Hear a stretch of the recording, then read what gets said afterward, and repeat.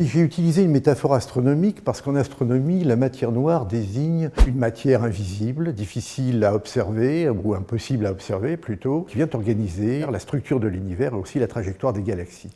Et alors de manière métaphorique, j'ai essayé d'expliquer ce qui se jouait en ce moment dans le malaise démocratique à travers cette idée qu'il y a des structures invisibles qui viennent organiser cette crise démocratique actuelle. Habituellement, et ça c'est un vrai problème pour les sciences sociales, on avait affaire à des mouvements qui étaient plutôt de type professionnel ou corporatif, qui visaient à obtenir des avantages ou à défendre des avantages. Là, on est face à un mouvement multiforme qui réunit non pas une corporation ou des professionnels, mais des personnes qui viennent de différents horizons, des petits indépendants, des petits salariés. Mais ce n'est pas non plus un mouvement purement populaire, purement plébéien. On s'aperçoit très vite en observant les Gilets jaunes qu'il ne s'agit pas des plus pauvres. Ce sont des personnes qui sont donc d'origine variée, qui sont un petit peu, je dirais, les petits blancs français, dans une situation difficile, dans une situation d'isolement, qui vont essayer de recréer de la communauté et du commun à travers les ronds-points, à travers les manifestations, et qui vont essayer aussi de porter une vision politique différente et nouvelle. Même à la fin 2019, on s'aperçoit qu'une majorité de Français interrogés sont encore en soutien de ce mouvement parce qu'ils estiment que ce mouvement, effectivement, exprime, même de manière confuse, même de manière parfois maladroite ou utopique, l'idée que quelque chose s'est détérioré, s'est disloqué au sein de la démocratie représentative. En fait, cela exprime un phénomène de fond, que le consensus global sur le mécanisme ou le fonctionnement de la démocratie représentative qui s'était établi depuis la Seconde Guerre mondiale est en train de se briser, est en train de disparaître.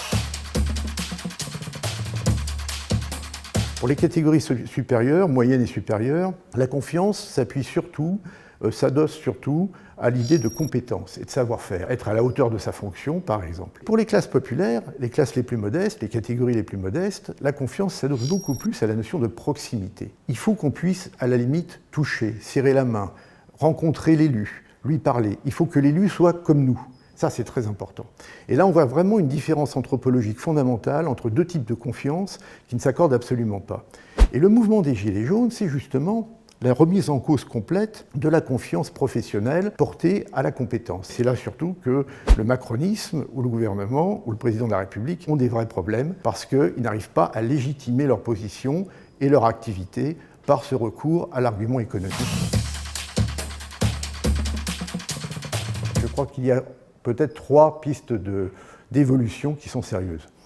La première, c'est effectivement de se lancer dans une transformation institutionnelle du pays et notamment de se lancer dans une nouvelle décentralisation qui aujourd'hui est largement en panne. Il suffit d'écouter les maires, notamment les maires des petites communes. Un second point, je pense, et c'est très très important, c'est le fait que les Français souvent sont très très mal formés et je dirais que cette caractéristique est particulièrement importante chez les jeunes générations et chez les plus jeunes, dont une majorité, par exemple, en dessous de 135 ans, ne connaissent même pas le nom du maire de leur commune.